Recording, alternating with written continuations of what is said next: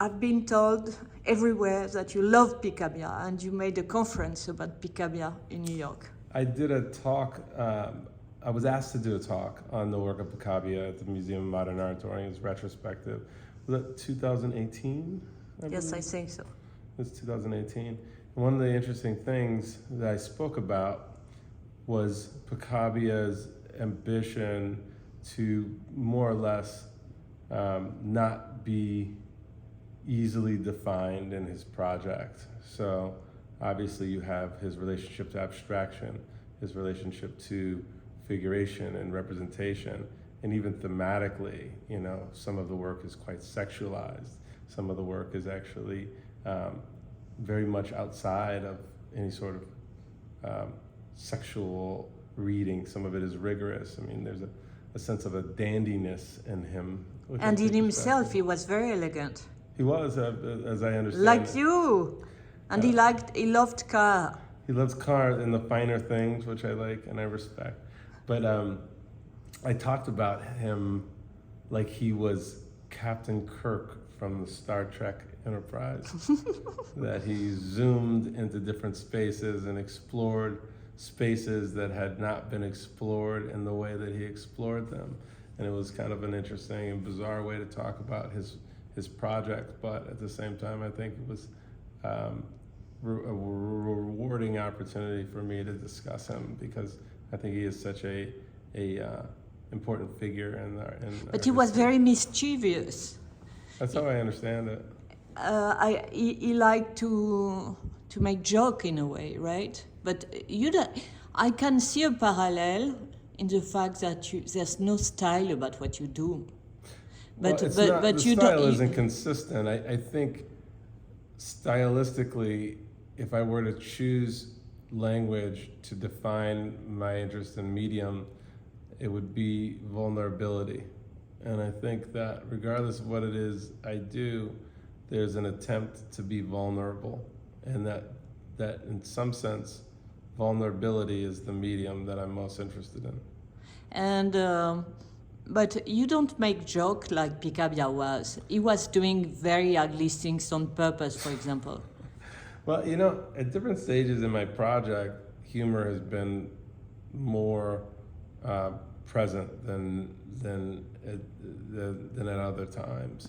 So there's been humor, and there's an opportunity for humor in what it is I do. Sometimes there's a different soul searching. In this show that we're in now, there's this sense of soul searching. So it's not joke, it's not humor. You know, I wouldn't think that anyone would say it was ha-ha necessarily. But it's also not attempting to take itself too seriously. It's important to be light. To be light? Light. So lightness of things. I mean, it really depends. Everything happens in context. Sometimes it's important to be light, and sometimes it's important to really show serious rigor and reflection. You know, so I think different bodies of work, different times call for different actions and different responsibilities. You know, Kurosawa, the filmmaker, once said, which I thought was brilliant, the only responsibility that an artist has is to never avert their eyes. To never what, sorry? Avert their eyes. To never turn away.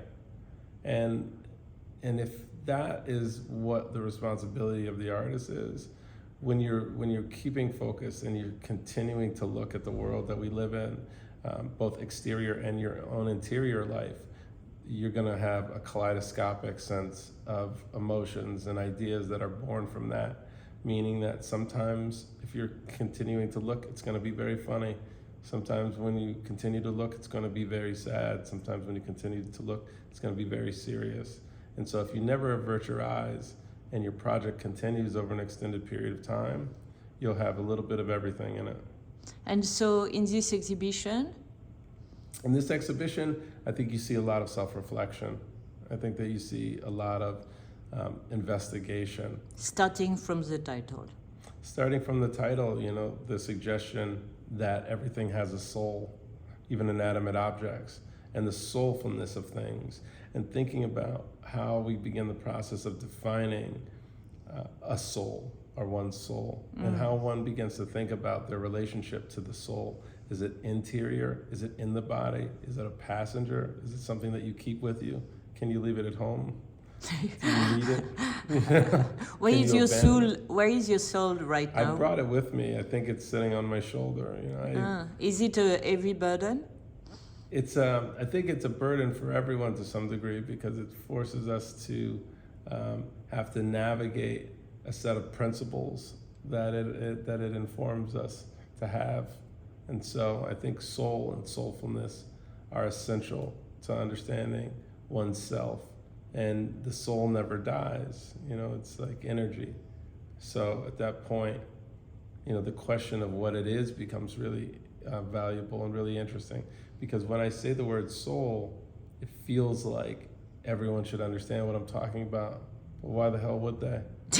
Yes, and this representation. Yeah. So, but it's not really mystical paintings. No, they're not intended to be mystical. They're not even intended to be surreal, to be honest. They're intended to be quite pragmatic. Pragmatic, but you can't be pragmatic with the soul. Well, only the priest can be. Well, that's defining it through characteristics of ideology, which is not necessarily the space to which I define it. I think it's everything. It's ground up. It's malleable, right? So the thing that's interesting for me is that kind of the soul is ever present. And if it's ever present, then it's around when we do everything. But how do you begin a painting about the soul? That's the interesting part. You don't begin a painting about the soul. You begin a drawing about the soul.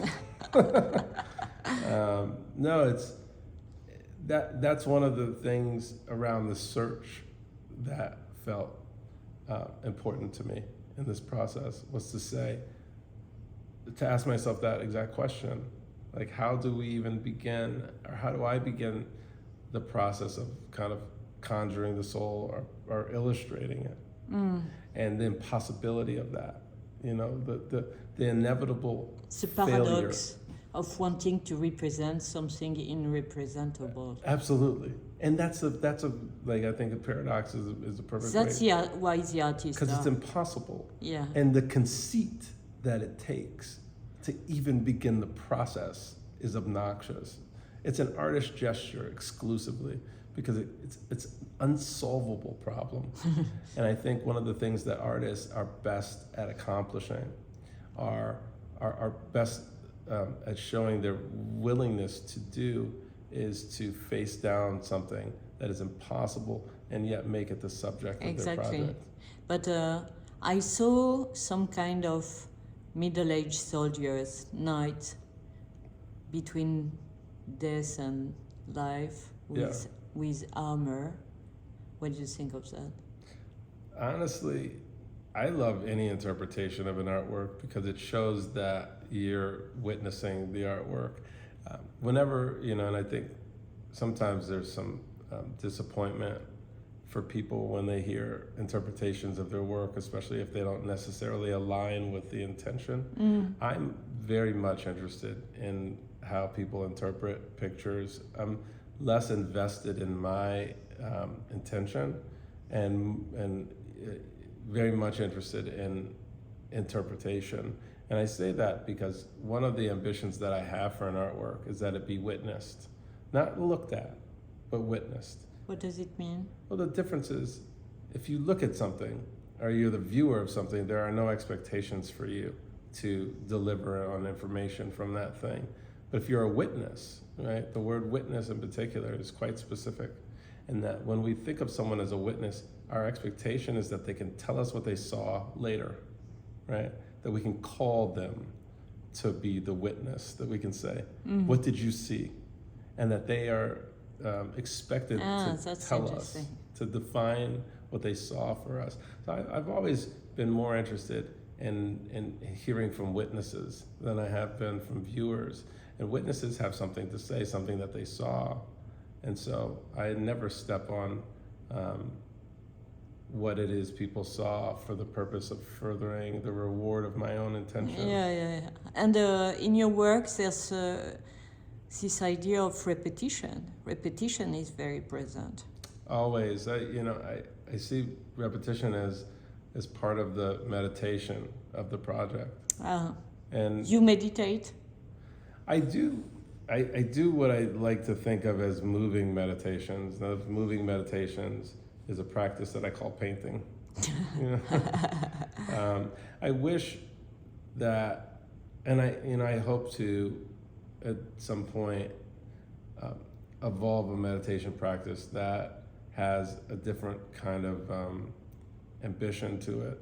But I can't honestly say that I have that currently. The one that I have is through my painting project, which is kind of settling into a set of gestures or a set of ways of working, and then taking the time to work through those things physically and psychologically and philosophically. And that project, which is where I spend most of my time. And now there's a new series on second floor here. There's a new series. Could you speak about it? Yeah, I call those paintings, I call them God paintings. Which is a lot. It's a big title for the paintings, but it's intentional that it attempts to bite off something that's so complicated, or to confront something that's so complicated.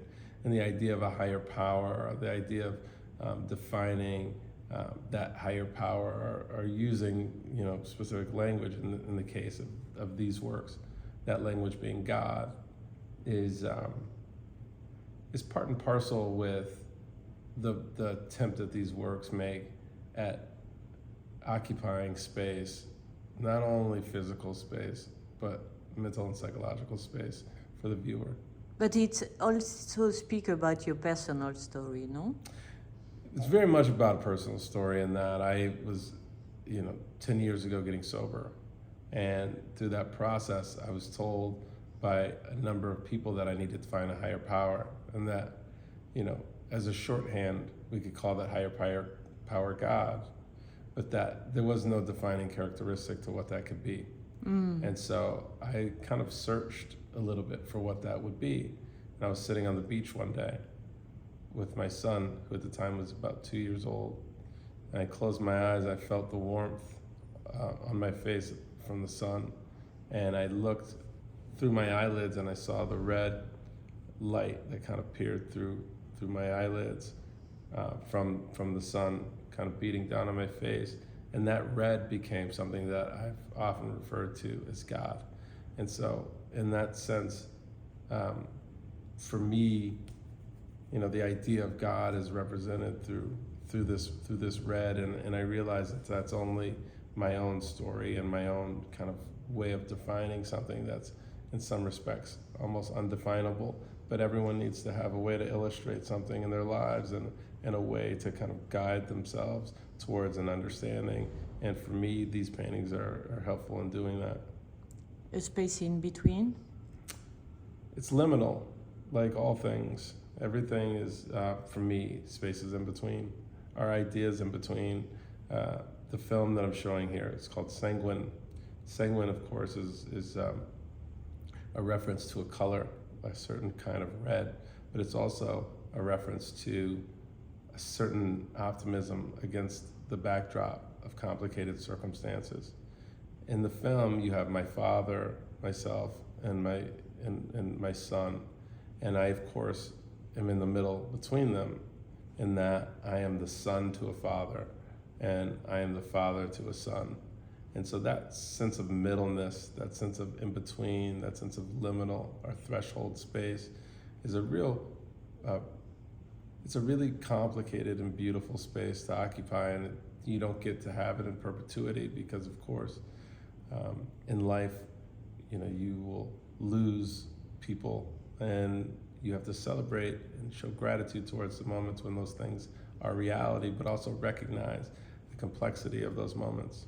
And so this film is in some attempt to recognize the complexity of liminal space, of middled space. And this show and a lot of the works in it are ways to think about that complicated space as well. Merci, monsieur.